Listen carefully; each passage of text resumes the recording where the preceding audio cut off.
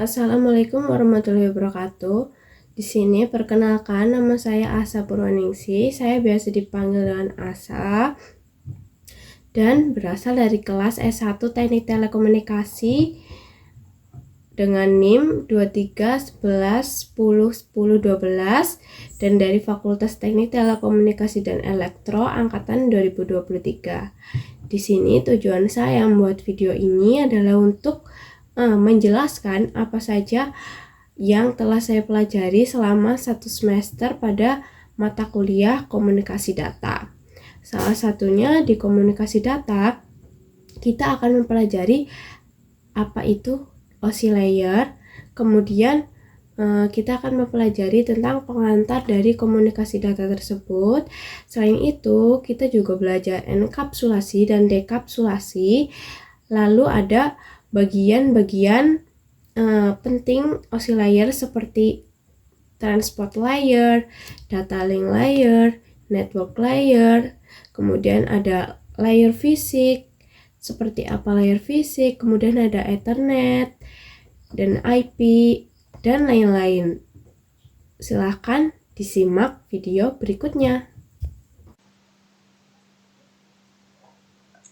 Nah, di sini kita akan pelajari apa aja itu komunikasi data selama 1 semester.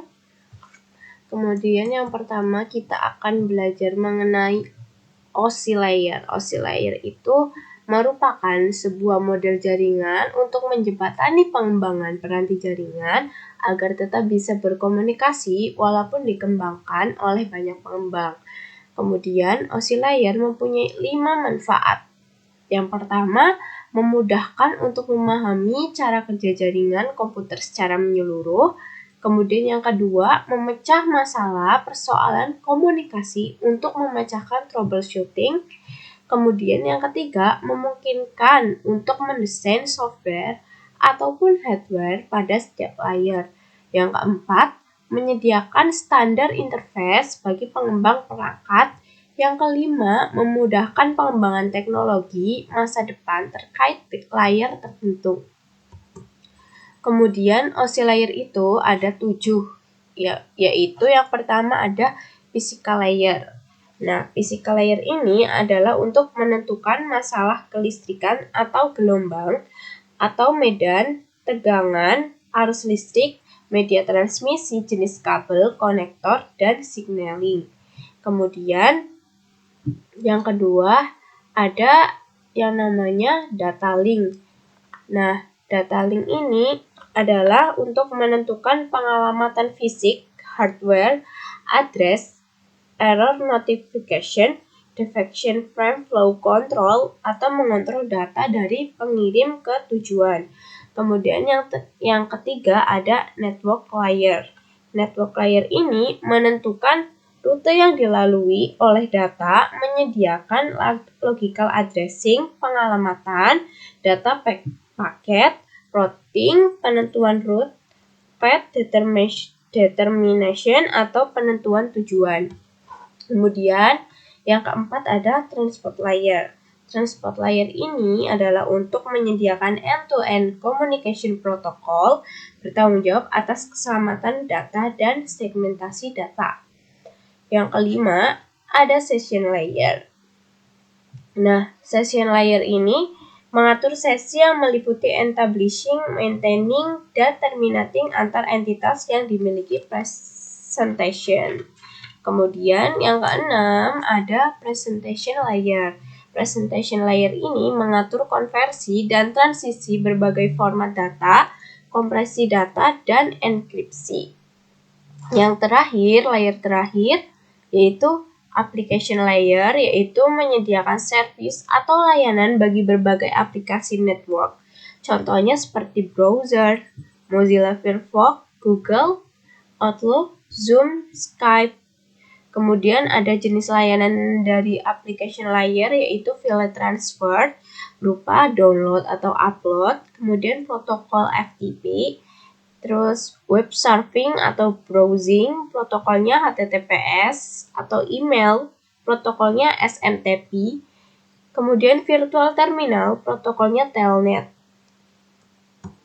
Nah, setelah dari OSI layer, kita juga akan mempelajari tentang pengantar komunikasi data. Makna komunikasi yaitu berbicara atau saling bertukar informasi. Sedangkan data yaitu informasi yang dipertukarkan antar dua atau lebih perangkat. Kemudian ada definisi dari komunikasi data.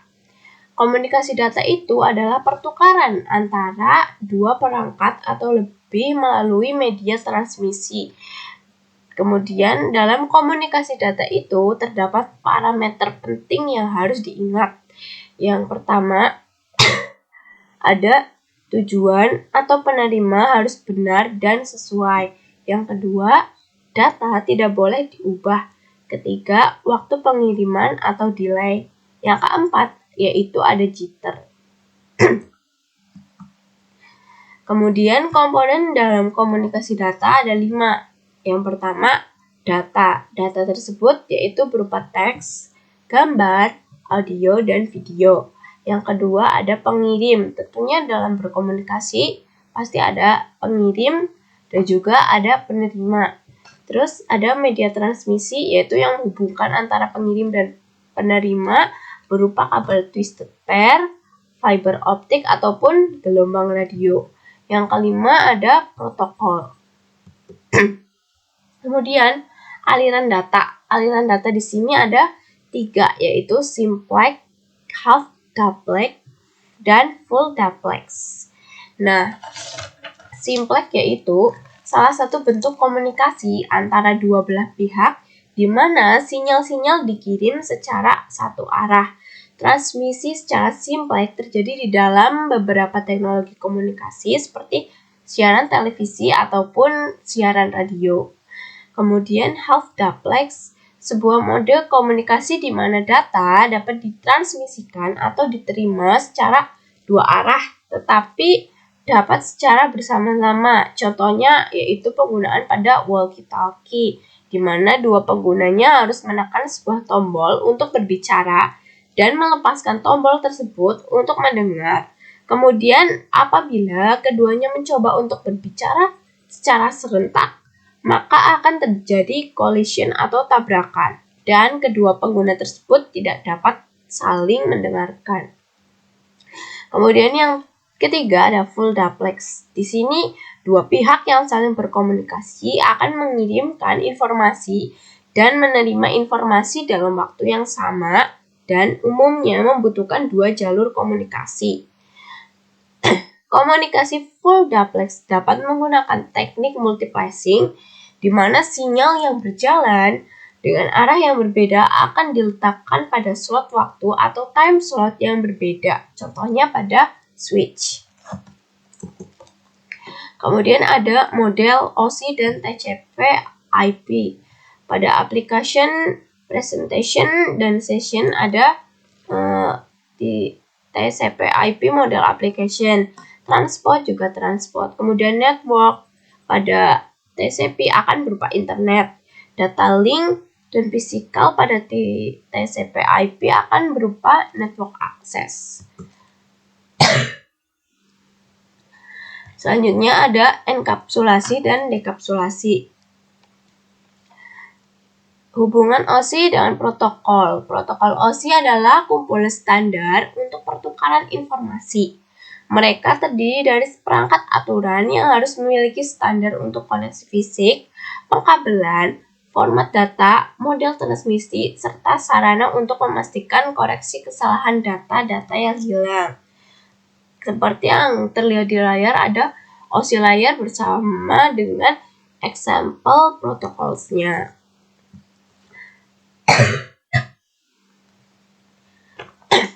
Kemudian enkapsulasi. Enkapsulasi adalah suatu proses penambahan header dan trailer pada sebuah data. Nah, berbeda dengan enkapsulasi, dekapsulasi yaitu proses menghilangkan informasi header dan trailer dari sebuah paket saat paket tersebut bergerak menuju tujuannya. Kemudian transport layer. Pada transport layer ini terdapat sebuah protokol yaitu TCP dan juga UDP. Dan pada transport layer terdapat port number. Ada 3 port number, yaitu well-known port, registered port, dan dynamic port. Well-known port yaitu penomoran port yang awalnya berkisar antara 0 sampai dengan 255. Namun kemudian diperluas dari 0 sampai dengan 1023. Kemudian registered port yaitu port yang berkisar dari 1024 sampai dengan 4900-151. Port ini diketahui dan didaftar di IANA tetapi tidak dialokasikan secara permanen sehingga dapat menggunakan port number yang sama. Kemudian yang terakhir ada dynamic ports. Port yang berkisar dari 49.152 sampai dengan 65.535. Port ini ditetapkan oleh sistem operasi atau aplikasi yang digunakan untuk menangani request dari pengguna sesuai dengan kebutuhannya masing-masing. Kemudian proses enkapsulasi pada transport layer seperti yang tertera pada gambar, ada source port, destination port. Source port ini dibuat oleh komputer pengirim, sedangkan destination port yaitu nomor port dari server. Selanjutnya ada network layer. Network layer ini berupa IP atau Internet Protocol. Protokol yang digunakan untuk memberi alamat pada interface perangkat seperti komputer, router, server, dan lain-lain. Kemudian IP ada IP versi 4 dan IP versi 6. IP versi 4 yaitu ada Priority and Type of Service 8, mengetahui tipe data yang lewat seperti teks, voice, atau video. Kemudian ada Time to Live 8 yaitu membatasi sebuah paket beredar dalam jaringan. Lalu search IP address 32, alamat IP perangkat dari sebuah pengirim. Kemudian ada destination IP address 32, yaitu alamat IP dari perangkat penerima. Kemudian ada pembagian rentang alamat IP. Ada kelas A, B, C, D, E. Untuk kelas A sampai C yaitu digunakan untuk mengalamati interface dari perangkat. Kemudian kelas D digunakan untuk alamat multicast. Kelas E digunakan untuk alamat cadangan. Selanjutnya ada data link layer. Data link layer ini ada Ethernet, frame, kemudian VLAN, STP, L2 COS, LLDP, dan L2TP. Kemudian data link layer ini ada Ethernet. Ethernet itu apa sih? Ethernet yaitu jaringan komputer menggunakan kabel yang memungkinkan transmisi data antar komputer dan perangkat lainnya yang berada dalam sebuah local area network atau LAN. Gambarnya seperti pada yang tertera sebelah kanan. Kemudian ada evolusi dari internet dari tahun ke tahun, dari tahun 1983 sampai dengan 2010 yang awalnya dari coaxial cable, kemudian twisted pair, kemudian sampai dengan sekarang itu fiber optic. Coaxial kabel merupakan jenis kabel yang terdiri dari konduktor utama, isolator, lapisan konduktor pelindung, dan selubung luar, dan berfungsi sebagai media pengantar sinyal. Kemudian ada twisted pair, yaitu sebuah bentuk kabel yang dua konduktornya digabungkan dengan tujuan untuk mengurangi atau meniadakan gangguan elektromagnetik dari luar. Kemudian yang masih digunakan sampai sekarang yaitu ada fiber optic. Fiber optic yaitu jenis kabel yang terbuat dari kaca atau plastik yang sangat halus dan lebih kecil dari sehelai rambut dan dapat digunakan untuk mentransmisikan sinyal cahaya dari suatu tempat ke tempat lain. Kemudian ada supplier dari data link. Supplier dari data link yaitu ada LLC, Logical Link Control, atau di dalamnya terdapat enkapsulasi atau dekapsulasi, kemudian check frame yang rusak atau error detection. Kemudian ada MAC, Media Access Control, yang di dalamnya konversi data logik ke data fisik dan juga sebaliknya, kemudian menempatkan data fisik ke media transmisi. Kemudian yang terakhir ada layer fisik. Pada layer fisik itu yaitu untuk mengubah data fisik ke sebuah sinyal digital seperti pada gambar yang ada pada kanan bawah. Kemudian media yang digunakan pada layer fisik untuk mengirimkan dari PC1 ke PC2 yaitu bisa dengan menggunakan kabel UTP atau STP, kemudian kabel fiber optik, dan juga wireless atau tanpa menggunakan kabel dan menggunakan radio atau gelombang radio. Untuk materi-materi yang bisa saya jelaskan hanya sampai segitu saja. Untuk selanjutnya,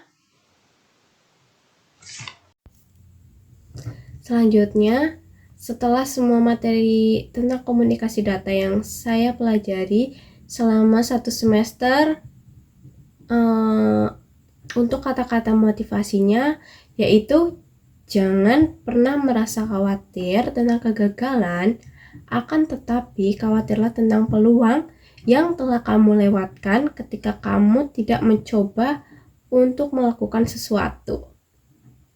Kemudian kesan dan pesan kuliah di S1 Teknik Telekomunikasi yaitu kesannya kuliah di Teknik Telekomunikasi yaitu sangat menyenangkan dan juga dapat menambah ilmu baru mengenai apa itu telekomunikasi, karena telekomunikasi itu sangat-sangat luas ilmunya.